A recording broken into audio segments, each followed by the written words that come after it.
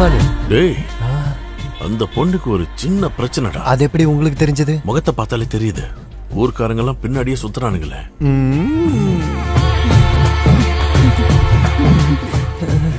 இப்ப என்ன சொல்ற? நான் சொன்னது கரெக்டா? அண்ணா இவரோட பேரு சதி.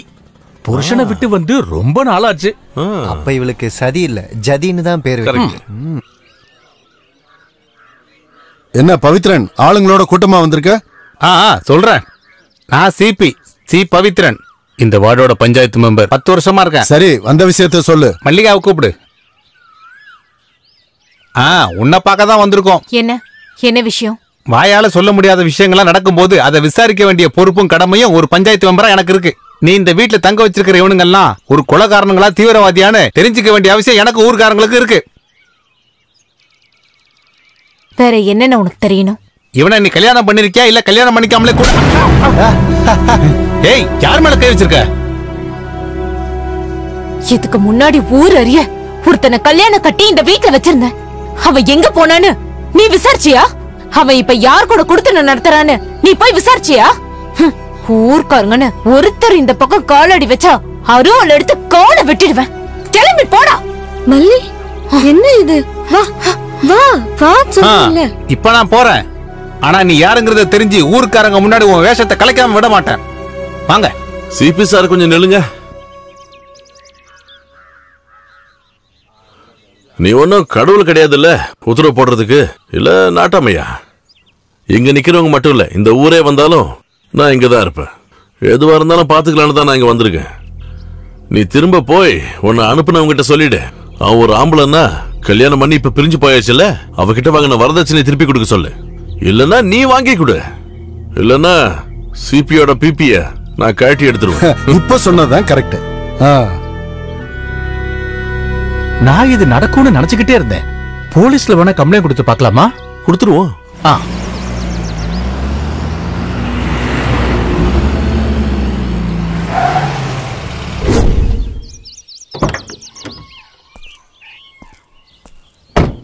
என்ன சார் இந்த பக்கம்? உன் கணத்துக்கு இங்க வந்துதானே ஆகணும்.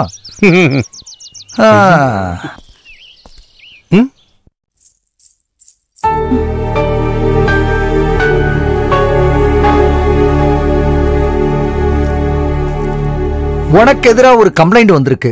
அத நேர்ல சொல்லாம தான் வந்திருக்கேன். என்ன சார்? ஒரு கம்ப்ளைண்ட் உன்னுடைய பழைய பொண்டாட்டி மல்லிகா கிட்ட இருந்து. நீ தாலி கட்டின அந்த பொண்டாட்டியை விட்டுட்டு வேற ஒரு பொண்ணு கூட குடும்பம் நடத்துற இந்த சந்தர்ப்பத்துல சீதனமா வாங்கின 25 சவரன் நகை, அதோட இப்பத்திய மதிப்பான 5 லட்சம் ரூபாயும் பணமா வாங்கின 2 லட்சம் ரூபாயும் சேர்த்து 7 லட்சம் ரூபாயா திருப்பி கொடுக்கணும்னு கம்ப்ளைண்ட். சார், நீங்க கோர்ட்டுக்கு ஃபார்வர்ட் பண்ணுங்க. கேஸ நாங்க பாத்துக்கிறோம். இப்ப நீங்க கிளம்புங்க. கருத்து சொல்றதுக்கு நீ யாரா? மெம்பர் வேலையை பார்த்தா போதும், போலீஸ் வேலை நீ பார்க்காத. முதல்ல இதோ நிக்கிற 2 பேருடைய ரிலேஷன் என்ன சொல்லு. புருஷன் செத்ததுக்கு அப்புறம் ஃப்ரெண்டு கூட படுத்து ஒரு குழந்தையை பெற்றிருக்கா. அது இல்லாம இவங்க 2 பேருக்கு என்னடா உறவு? குழந்தையுடைய அப்பா இவன் தான் சொல்றதுக்கு ஏதாவது ப்ரூஃப் இருக்கா? நீயே சொல்லு.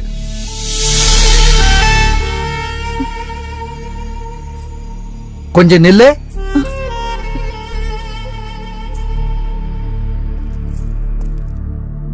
குழந்தையுடைய அப்பான்னு ஊர் மக்கள் முன்னாடி காட்டுறதுக்காவது இவன் தேவைப்படுவானா? நாளைக்கு காலையில 10 மணிக்கு முன்னாடி காசு எடுத்துட்டு ஸ்டேஷனுக்கு வந்து சேருங்க. இல்லனா இவனை நான் உள்ள தள்ளிடுவேன், உன்னையும் சேர்த்து. இம்மாரல் டிராபிக், விபச்சார வழக்கு. புரிஞ்சுதா உங்களுக்கு?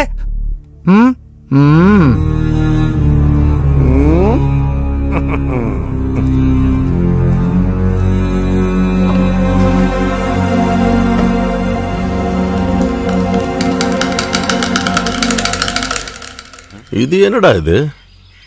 எப்படி இருக்கு? நான் வைக்கிற அளவுக்கு ஸ்டைலா இல்ல. இல்ல நீயே வச்சுக்கோ. இப்ப எப்படி இருக்கு? ஐயோ பிசாசு!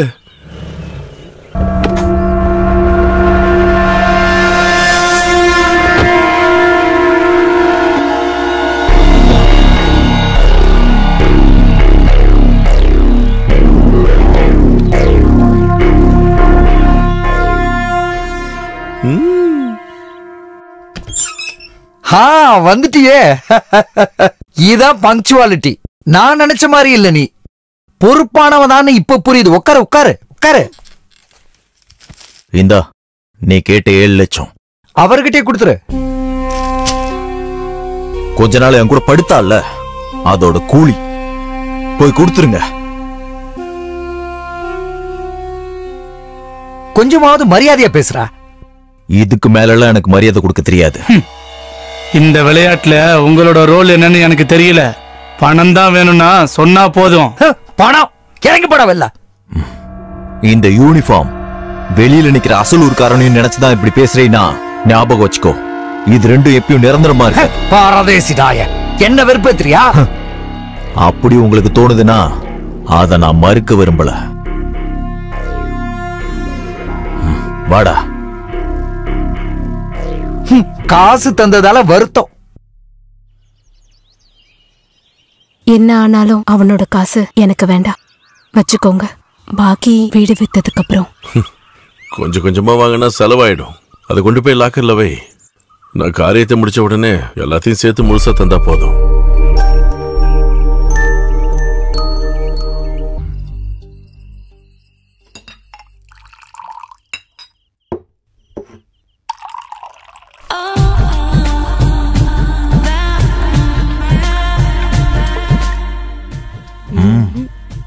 பெண்ணுக்கு போதையே ஆண்கள் தான். வாடிங்க. அடுப்புல தீ எரிய ஆரம்பிச்சிருச்சு. அது ரொம்ப முக்கியம். ஏதாவது துப்பு கிடைக்குதான்னு பாடுறா. விடிகிற வர வேணாலும் நிக்கலாம். கண்ணு அமைஞ்சிட போதுரா.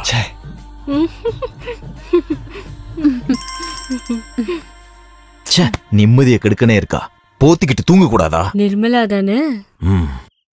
என்னடா இவ்ளோ சீக்கிரம் போர் அடிச்சிருச்சா? இப்ப அவ புதையல் காக்குற பூதம் அதெல்லாம் என்கிட்ட ஒரு நாள் வரும். அதுவரை அவ பண்றதெல்லாம் பொறுத்துக்கணும். அது வரைக்கும் நீ உயிரோட இருப்பியான்னு எனக்கு சந்தேகம். மல்லிகா கூட வந்திருக்கனுக்கு உன்னை கொல்ல கொட்டேஷன் தந்தது நீ தானே சொன்ன? காசு கொடுக்க உயிரோட இல்லனா அப்புறம் என்ன கொட்டேஷன்? பிரச்சனை ஆயிடுச்சுல்ல.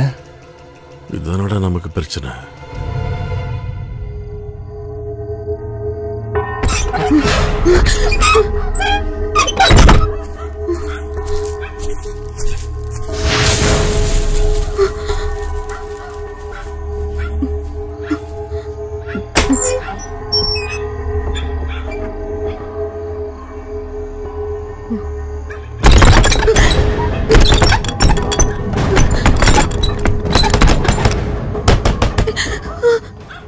நான் தான் கோபாலு. கதவை தரங்க.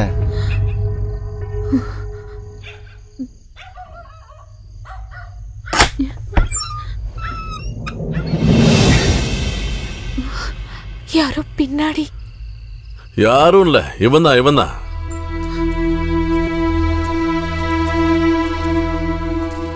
உன்னை கொல்ல வந்திருக்கான் கத்தி எடுத்துக்கிட்டு. சொல்லுடா. சொல்ல மாட்டியா?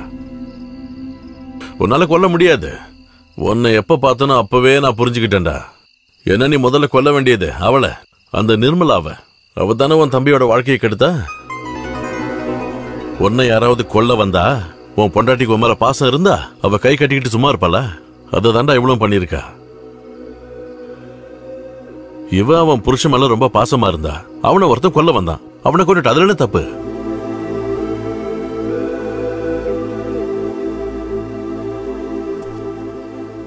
கொஞ்சம் நில்லு.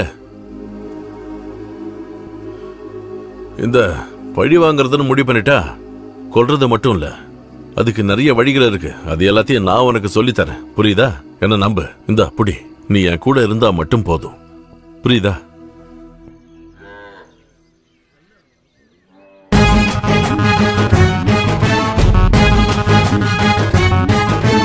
கோபால், வீடா?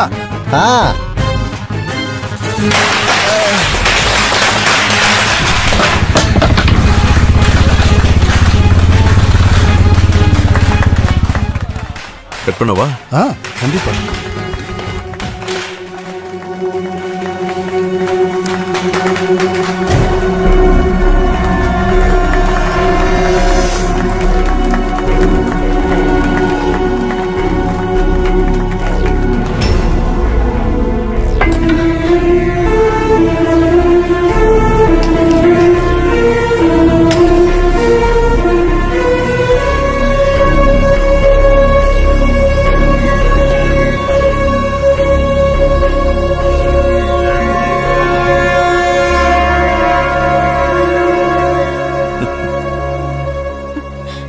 வண்டி எடுங்க, நம்ம போலாம்.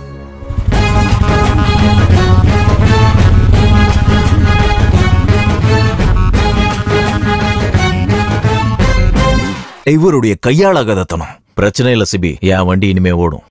அதுலதான் அடிப்பட்டு சாவாங்க. ஒன்னு அவன் இல்ல அவ.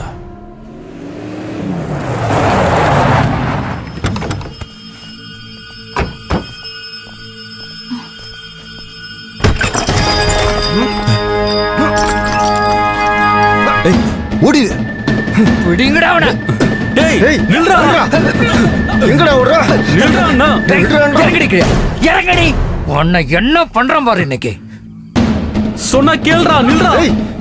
எங்கடா ஓடுற? நில்லு. இன்னைக்கு எங்க போனாலும் முடியாது. நில்லுடா அண்ணா.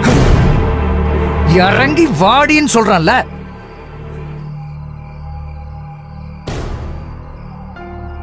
ஊர்ல விபச்சாரம் நடக்குதுன்னு கம்ப்ளைண்ட் வந்தா விசாரிக்காம இருக்க முடியாதுல்ல.